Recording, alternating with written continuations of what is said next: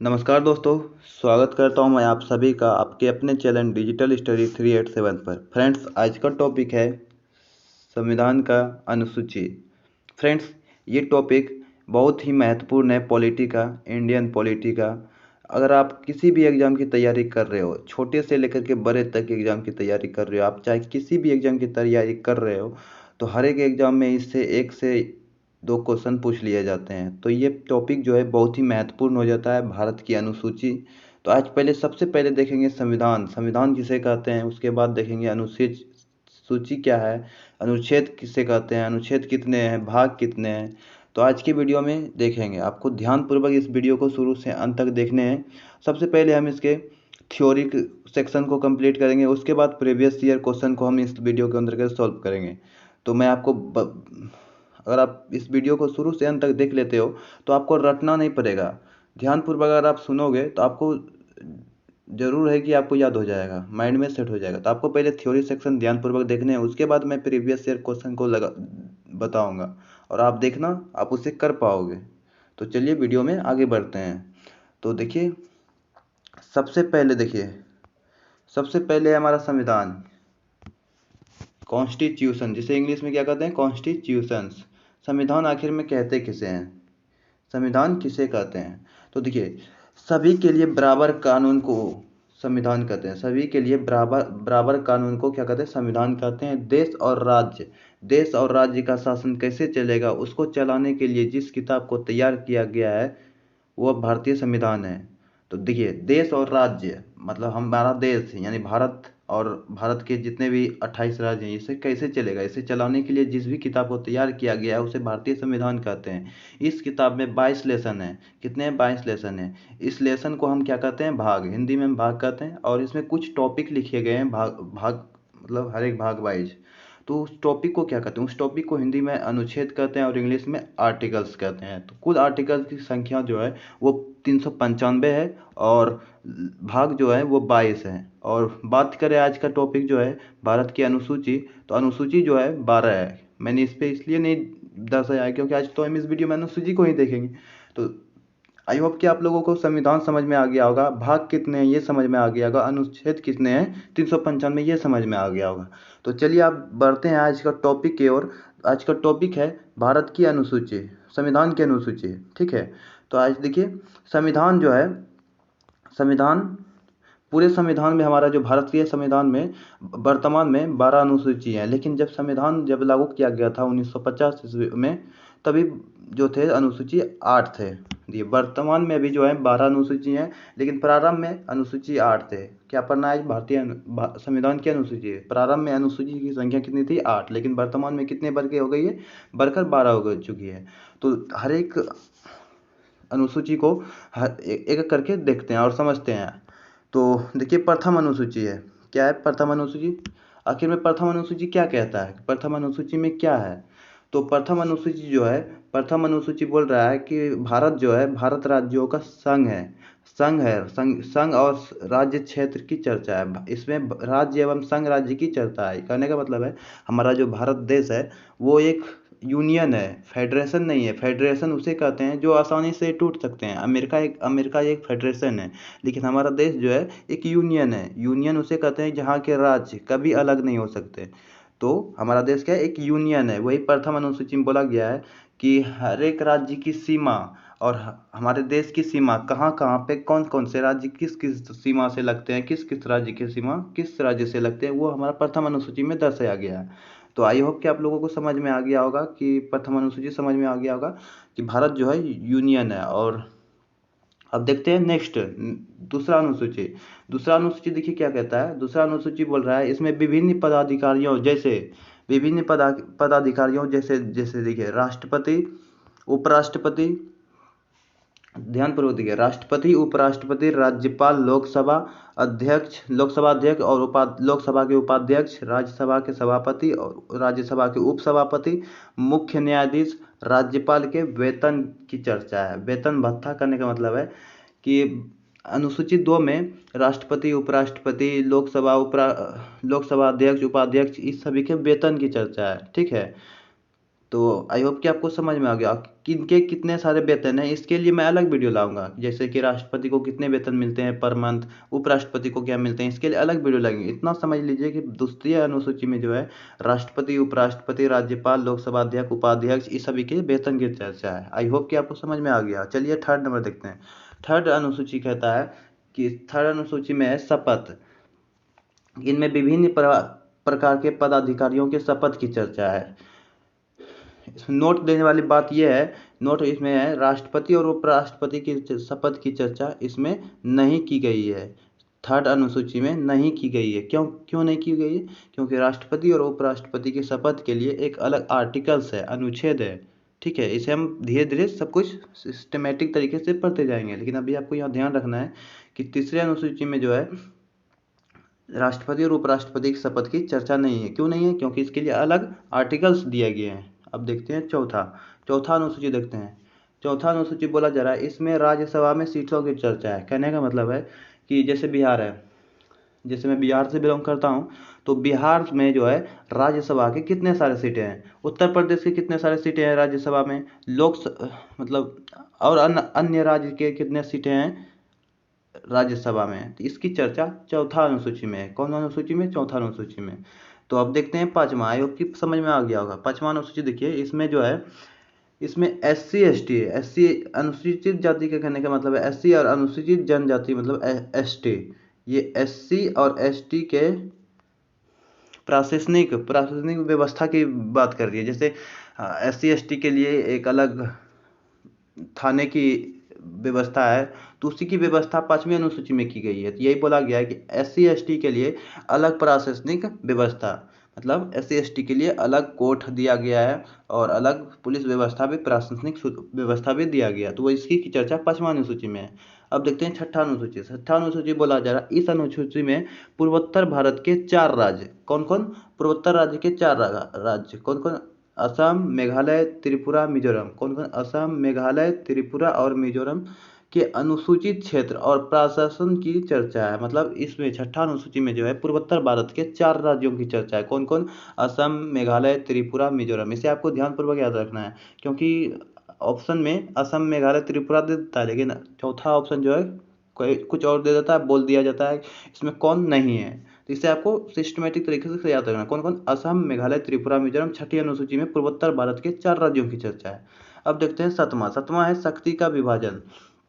ये बहुत इंपॉर्टेंट है। ठीक है, तो सातवां अनुसूची है शक्ति का विभाजन। शक्ति के विभाजन की चर्चा तथा इसी अनुसूची में संघ सूची, राज्य सूची, समवर्ती सूची की भी चर्चा है। ठीक है, कहने का मतलब है संघ सूची को यूनियन लिस्ट कहते हैं और राज्य सूची को स्टेट लिस्ट, समवर्ती को कॉन्करेंट लिस्ट कहते हैं। ठीक है, इसकी चर्चा इसमें दी गई सातवां अनुसूची में। एक और है अपशिष्ट सूची। ठीक है, 4 अनुसूची है। देखते हैं, पहले देखते हैं यहाँ ध्यानपूर्वक देखिए, इसको देखिए, इस चित्र को देखिए, आपको समझ में आएगा। कहने का मतलब है कि सातवां जो है शक्ति का विभाजन,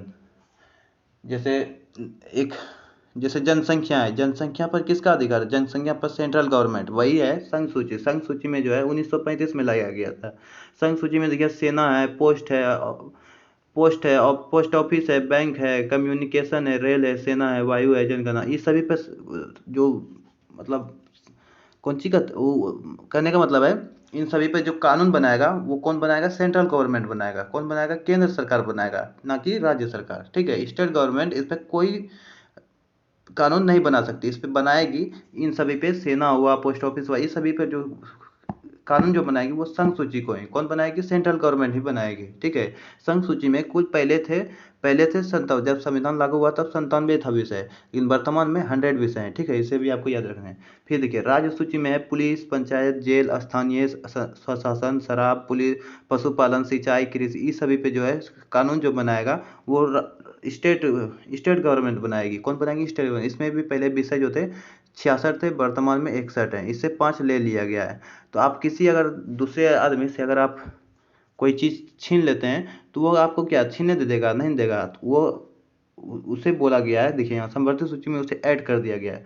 समवर्ती सूची में जो है केंद्र सरकार और राज्य सरकार दोनों मिलकर कानून बना सकती है। जैसे वह शिक्षा हुआ, आर्थिक नियोजन करने का मतलब है आर्थिक मजदूर संघवाद, जनगणना नियंत्रण, जनसंख्या पर नियंत्रण व वन व विद्युत योजना, इन सभी पर जो कानून बनाएगी वो राज्य सरकार और केंद्र सरकार दोनों मिल के बनाएगी।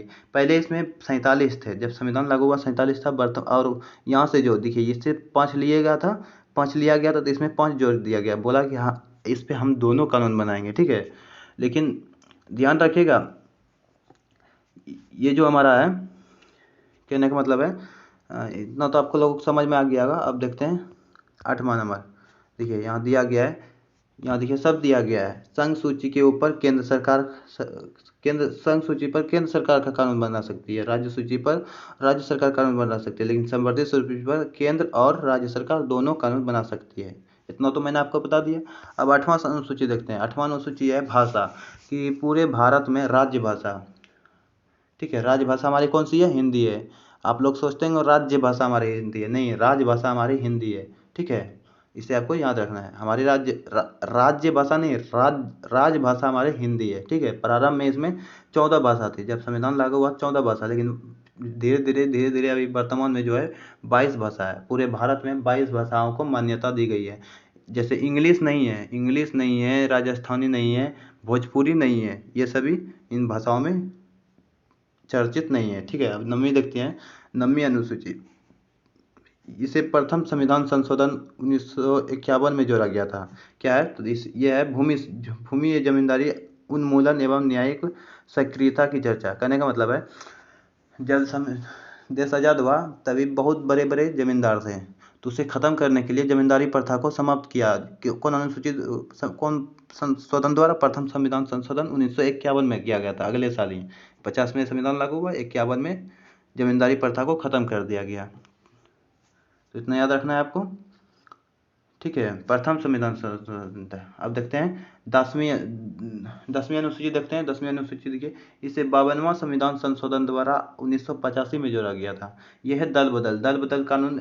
आगे हम लोग बहुत विस्तार से पढ़ने वाले हैं दल बदल आखिर में क्या होता है। जब कोई पार्टी हार जाती है तो वो हारी हुई पार्टी अगर जीती हुई पार्टी का को अगर ग्रहण कर लेती है, सदस्यता लेने लगती है, तो उसे दल बदल कानून, इसे हम डिटेल्स में पढ़ेंगे। अब देखते हैं 11वीं अनुसूची। 11वीं अनुसूची बोला जा रहा है पंचायत पहले हमारे देश में नहीं थे, लेकिन 73वां संविधान संशोधन द्वारा 1992 में लाया गया है। पंचायत व्यवस्था को लाया गया है। पहले यह नीति निर्देशक तत्व में था, ठीक है, कि सरकार चाहेगी तो ला सकती है, लेकिन अभी वर्तमान में हमारा क्या है, ये एक अनुसूची है, इस पर सुप्रीम कोर्ट कोई हस्तक्षेप नहीं कर सकती। किसी भी अनुच्छेद पर सुप्रीम कोर्ट कोई हस्तक्षेप नहीं कर पाती है। ऐसी भी क्वेश्चन आ सकता है। फिर देखते हैं लास्ट 12वीं अनुसूची है, 74वां संविधान संशोधन द्वारा 1993 में जोड़ा गया है। इसमें नगर पालिका की चर्चा है। क्या है? नगर पालिका को हम लोग विस्तार से आगे पढ़ेंगे। तो यहाँ पे हम लोगों का थ्योरी सेक्शन कंप्लीट हुआ, ठीक है। थ्योरी सेक्शन हम लोगों का क्या हो गया? कंप्लीट। अब देखते हैं आगे इसके कुछ प्रीवियस ईयर क्वेश्चन को। तो चलिए देखते हैं अब प्रीवियस ईयर क्वेश्चन। चलिए कुछ आगे हम लोग बढ़ चुके थे। देखिए फर्स्ट क्वेश्चन है हमारा, देखिए प्रीवियस ईयर क्वेश्चन, वर्तमान में भारतीय संविधान में कुल कितनी अनुसूचियां हैं? लेकिन बोला जा रहा है वर्तमान में कितने हैं? 12। पहले जब संविधान लागू हुआ तभी कितने थे? 8, लेकिन वर्तमान में कितने हैं? 12, ठीक है। तो नेक्स्ट देखते हैं। नेक्स्ट क्वेश्चन बोला जा रहा है संविधान सभा के प्रारूप समिति द्वारा प्रस्तुत प्रारूप संविधान में कितनी अनुसूचित है? बोला जा रहा है कि जब संविधान सभा ने संविधान को लागू किया तो वर्तमान उस समय जो था कितने अनुसूचित थे? तो उस समय 8 अनुसूचित है। कितने थे? 8। तो बी नंबर ऑप्शन राइट हो जाएगा। चलिए अब थर्ड देखते हैं। थर्ड बोल रहा है मूल संविधान में कितनी अनुसूचित? मूल संविधान कहने का मतलब है जब संविधान लागू हुआ। मूल संविधान कहने का मतलब है जब संविधान लागू हुआ उसमें कोई भी परिवर्तन नहीं हुआ था, जब तब उसमें कितने अनुसूचित है? तभी वर्तमान उस समय 8 अनुसूचित है। तो इस तरह के क्वेश्चन पूछे जाते हैं। अब देखते हैं नेक्स्ट क्वेश्चन 5 नंबर हो जाए, किस संविधान संशोधन अधिनियम द्वारा भारतीय संविधान में 9वीं अनुसूची को जाएगा? 9वीं अनुसूची कौन सी है? जमींदारी प्रथा को समाप्त कर दिया गया। कब? 1951 में। 1951 में मैंने बताया जब संविधान लागू हुआ उसके अगले साल ही जमींदारी प्रथा को समाप्त कर दिया, तो पहला संविधान संशोधन द्वारा। तो ये नंबर राइट हो जाएगा। चलिए अब नेक्स्ट देखते हैं 6 नंबर। बोला जा रहा है 52वें संविधान संशोधन द्वारा 1985 में कौन सी अनुसूची को भारतीय संविधान में शामिल किया गया था? तो कौन सी चीज? दल बदल। मैंने बताया था 52वां अनुसूची 1985 में दल बदल कानून को जोड़ा गया था। अब देखते हैं 7वां 73वां संविधान संशोधन अधिनियम द्वारा भारतीय संविधान में कौन सी अनुसूची जोड़ी गई थी? इसे हम नगर पालिका जोड़े थे।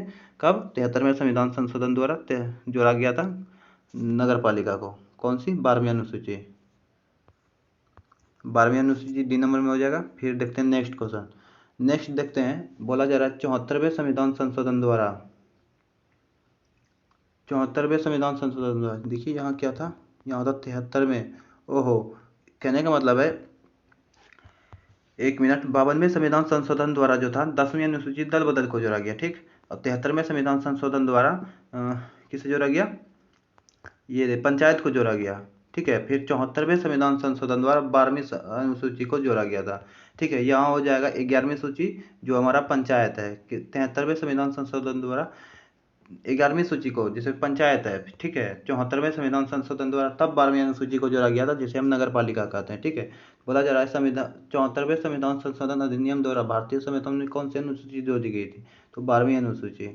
तो आई होप कि आप लोगों को समझ में आ रहा होगा।